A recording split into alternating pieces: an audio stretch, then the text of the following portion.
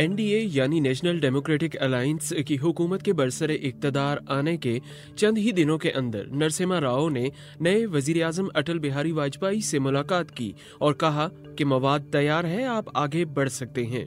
Parliament में एतमाद का वोट हासिल करने के 15 दिन के बाद वजीर आज़म वाजपेयी ने डॉक्टर अब्दुल कलाम आज़ाद और डॉक्टर चिदम्बरम को फ़ोन किया और उन्हें जोहरी धमाकों की तैयारी करने की हिदायत की।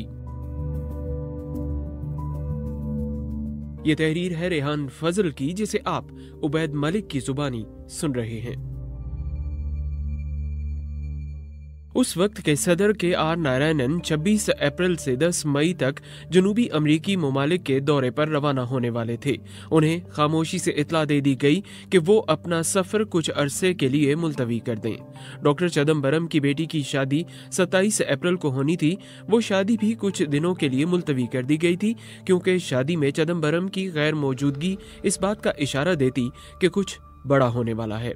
डॉक्टर कलाम ने मशवरा दिया कि धमाके बुध के दिन किए जाएं, जो 11 मई 1998 को पड़ रहा था। 20 अप्रैल 1998 तक भाभा एटॉमिक रिसर्च सेंटर के सीनियर साइंसदानों को इंडिया के एटमी धमाके करने के फैसले से आगाह कर दिया गया था। इसके बाद से ये तमाम अफराद छोटी छोटी टोलियों में पोखरान की तरफ जाना शुरू हो गए थे। उन्होंने अपने घरों में यही बताया था कि वो या तो दिल्ली जा रहे हैं या किसी ऐसी जगह पर कॉन्फ्रेंस में शिरकत कर रहे हैं जहां अगले 20 दिनों तक उनसे फोन पर राब्ता नहीं हो सकेगा। मिशन को खुफिया रखने के लिए हर साइंसदान मुख्तलिफ नामों से सफर कर रहे थे और सीधा पोखरान जाने की बजाय बहुत घूमकर मुतबादल रास्तों से वहां पहुंच रहे थे।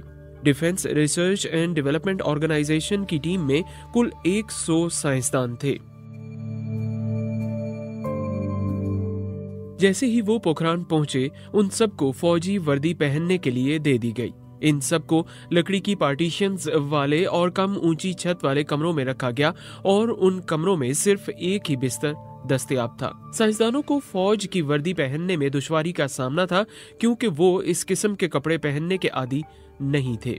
एटम बम का कोड नाम कैंटीन स्टोर्स रखा गया था। बम धमाकों के लिए ग्रीन सिग्नल मिलने के बाद सबसे बड़ा मसला ये था कि मुंबई में जेरे जमीन वॉल्ट में रखे बमों को पोखरान तक कैसे पहुंचाया जाएगा। ये वॉल्ट 80 की दहाई में बनाए गए थे और हर साल विश्वकर्मा पूजा के दिन खोले जाते थे। कभी कभी जब वजीर आजम BARC का दौरा करते थे तो उन्हें वो वॉल्ट्स दिखाए जाते थे। एक बार वो वॉल्ट chief of army staff general Sundar ji को भी दिखाया गया। 6 प्लूटोनियम बम एक गेंद की शक्ल में बनाए गए थे, जो कि टेनिस बॉल से थोड़ा ही बड़ा था। इन गेंदों का वजन 3 से 8 किलो के दरमियान था। इन सबको ब्लैक बॉक्स में रखा गया था। इन डब्बों की शक्ल सेब के क्रेटों जैसी थी, लेकिन इनके अंदर पैकिंग इस तरह की गई थी कि पोखरान ले जाते वक्त धमाका खेज मवाद को नुकसान न पहुंचे। BARC के साइंसदानों का सबसे बड़ा दर्द सर इन गोलों को अपने ही सिक्योरिटी एहलकारों को बताए बगैर वहां से हटाना था। सिक्योरिटी एहलकारों को बताया गया कि कुछ खास आलात को जनूब में एक न्यूक्लियर प्लांट में ले जाना है। इसके लिए रात को खुसूसी गेट से ट्रकों का काफिला आएगा। गेंदों को 4 ट्रकों के जरिए एयरपोर्ट ले जाया गया। मुंबई में आधी रात के बाद भी काफी सरगर्मियां होती हैं, इसलिए ये फैसला किया गया कि ट्रैफिक जैम से बचने के लिए इन ट्रकों को सुबह 2 से 4 बजे के दरमियान बुलाया जाएगा और इसमें शक की कोई गुंजाइश नहीं है। सीनियर सहाफी राज चिंगापा अपनी किताब weapons of the peace the secret story of India's quest to be in nuclear power में लिखते हैं कि 1 मई की सुबह सवेरे 4 ट्रक खामोशी से BARC प्लांट पहुंचे। हर एक ट्रक पर 5 मुसल्लह फौजी सवार थे। ट्रकों पर बख्तरबंद प्लेटें लगाई गई थी ताकि इन पर बमबारी न हो सके।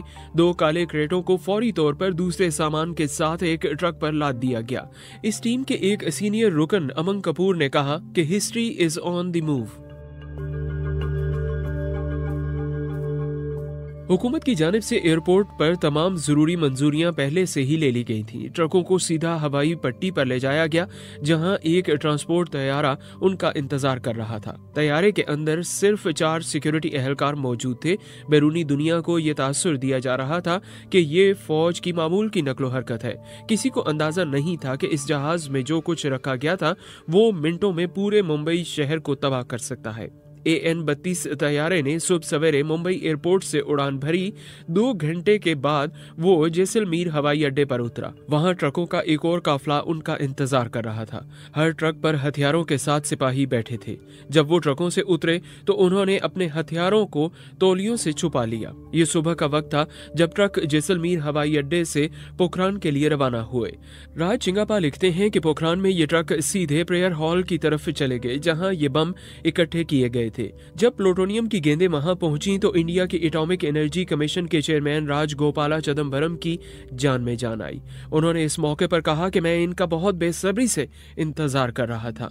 उन्हें याद आया कि सन 1971 के मुकाबले में इस बार चीजें कितनी मुख्तलिफ थीं, जब उन्हें खुद जोहरी मवाद अपने साथ पोखरान लाना पड़ा था। पोखरान का मौसम भी साइंसदानों के लिए मुश्किलात पैदा कर रहा था। एक रात बादल गरजने के साथ एक खौफनाक तूफान आया।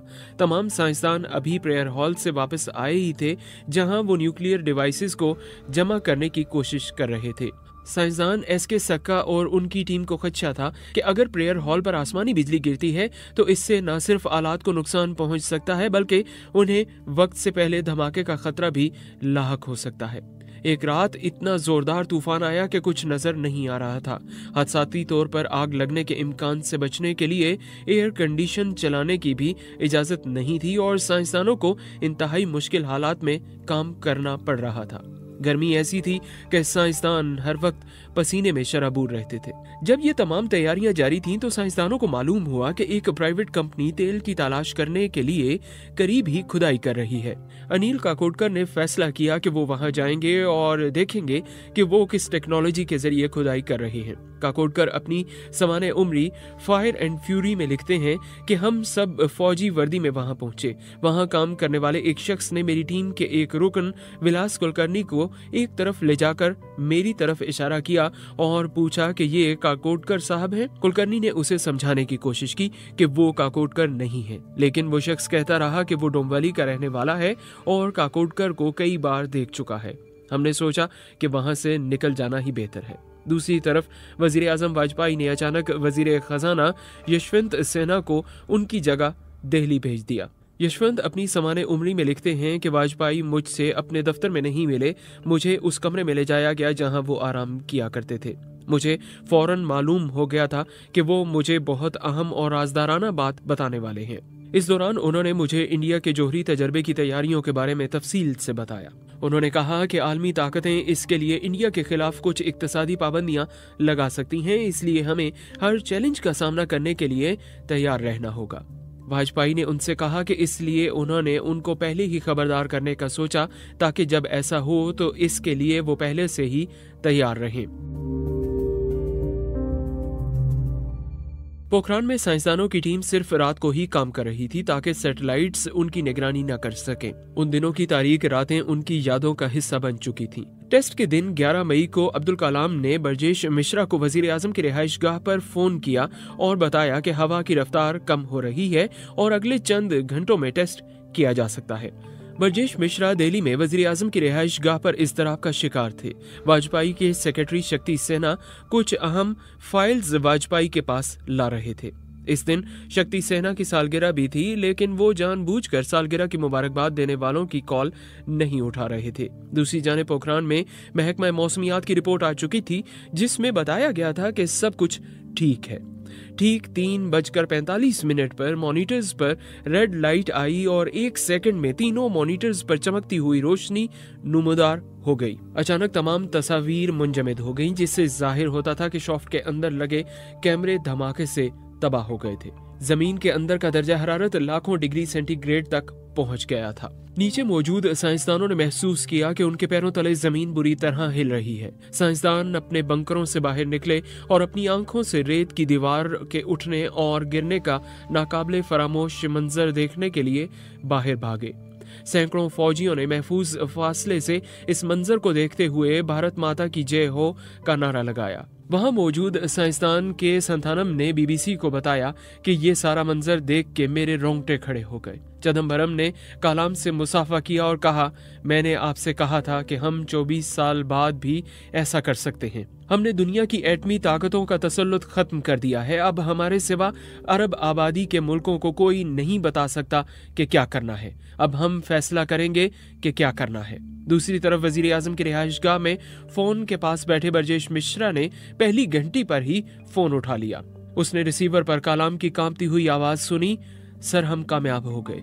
मिश्रा फोन पर चिल्लाए, खुदा आपका भला करे। वाजपेयी ने बाद में कहा कि इस लम्हे को बयान करना मुश्किल है, लेकिन हमने बेपनाह खुशी और तकमील महसूस की। शक्ति सेना, जो बाद में अटल बिहारी वाजपेयी के सेक्रेटरी रहे, ने अपनी किताब Vajpayee the years that change India में लिखा है कि वाजपेयी काबीना के 4 वजीर LK आडवाणी, जॉर्ज फर्नांडिस, यशवंत सिन्हा और जसवंत सिंह खाने की मेज के गिर्द बैठे थे। वाजपेयी की रिहाइशगाह में सोफे पर बैठे वजीर आजम गहरी सोच में थे। कोई किसी से कुछ नहीं कह रहा था। सिन्हा लिखते हैं कि वहां मौजूद लोगों के चेहरे पर खुशी वाज़े तौर पर देखी जा सकती थी, लेकिन ना तो किसी ने छलांग लगाई, ना किसी को गले लगाया और ना ही किसी की पीठ पर थपकी। लेकिन इस कमरे में मौजूद तकरीबन सभी की आंखों में आंसू थे। बहुत देर के बाद वाजपेयी के चेहरे पर मुस्कुराहट नुमूदार हुई। तनाव से छुटकारा पाने के बाद उन्होंने भी जोरदार कहका लगाया। इसके बाद वाजपेयी अपने घर से बाहर आए, जहां तमाम बड़े नामानिगार लॉन में मौजूद थे। वाजपेयी के डाइस पर पहुंचने से चंद सेकंड कबल प्रमोद महाजन ने इस पर इंडिया का झंडा लगा दिया था। इस मौके पर दी जाने वाली प्रेस ब्रीफिंग जसवंत सिंह ने पहले से ही तैयार कर रखी थी।